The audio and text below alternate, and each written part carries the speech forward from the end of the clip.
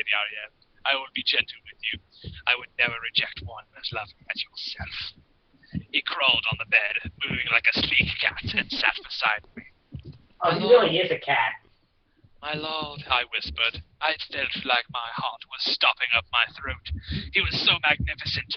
How was it that I deserved this? Hush, he purred, running his hot fingers down the side of my face. I shall do all the work. Lie back, my darling. His gentle fingers moved to the fastenings of my gauzy top and freed my heaving bosom from his confines. He brought his mouth down to my rosy nipples and suckled them, and I swooned with delight.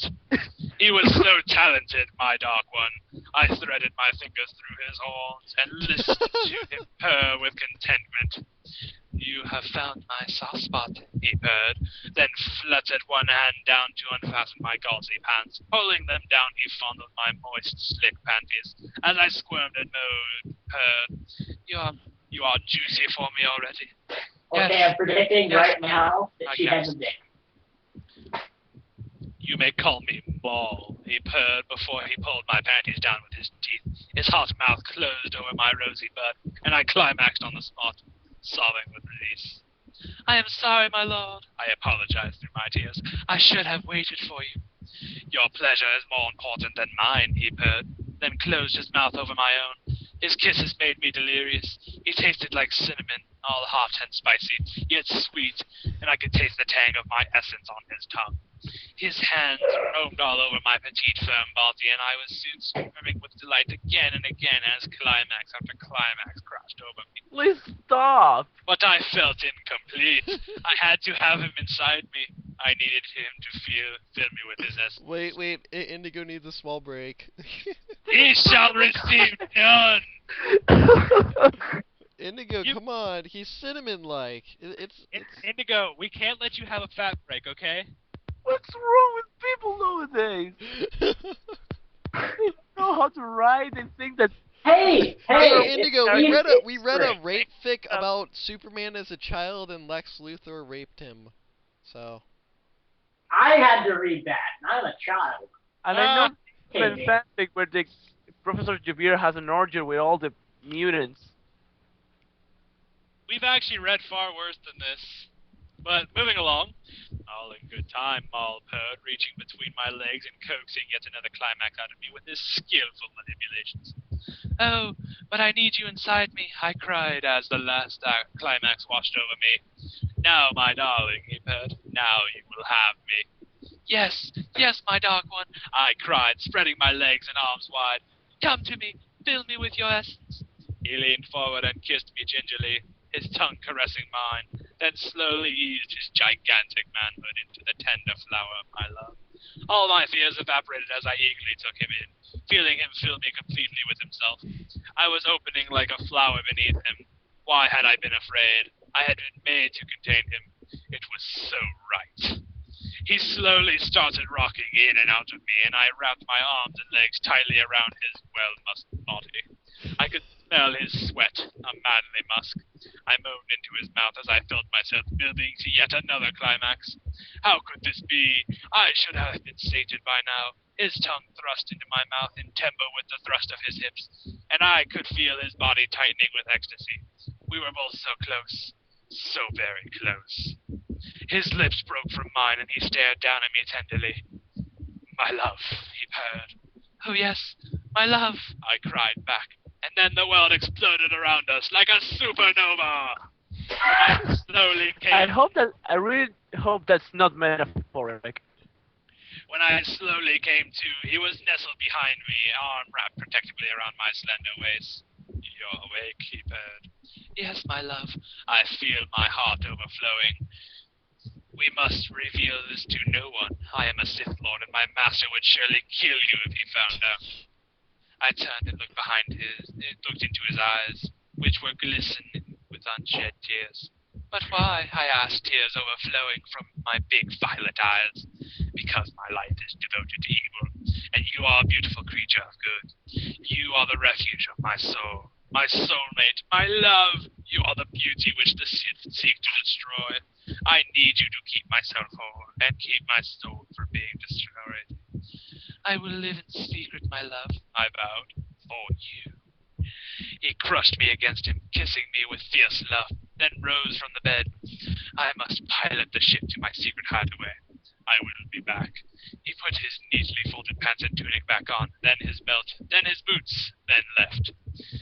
We spent the next few months together. I stayed in his hideaway, and he went on missions from his master.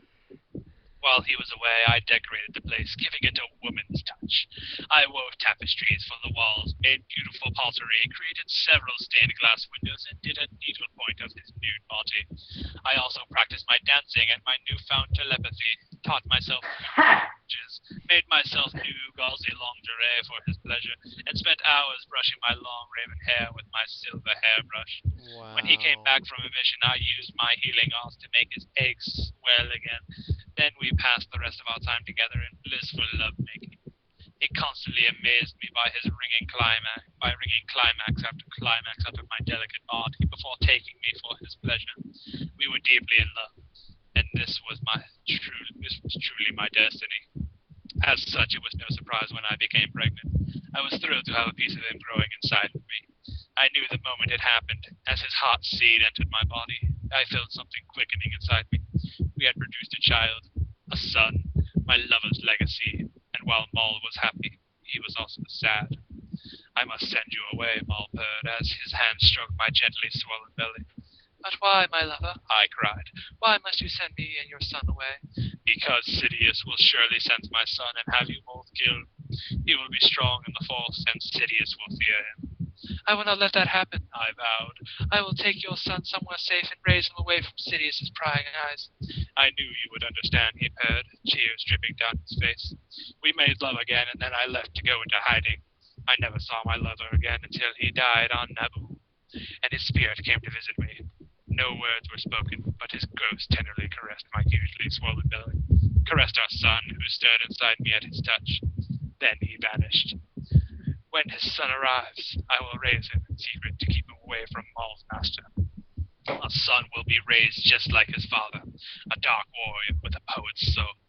He will be named Lord Kamier, son of Maul, for he will need none of my name as his own.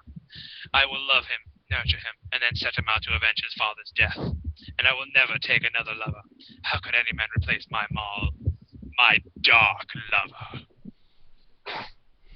The end. That was actually really good. No, it wasn't, you fucking idiot! Yes. I was gonna say the Okay. Out of all the stuff we've read on this site, the grammar, the spelling is really good. There's actually a flowing story. There's a plot, kind of. There was no flowing story. It was about a woman talking about how she has this perfect body, and she's the ultimate goddess of sex, and how she's going to fuck Darth Maul until the day he dies.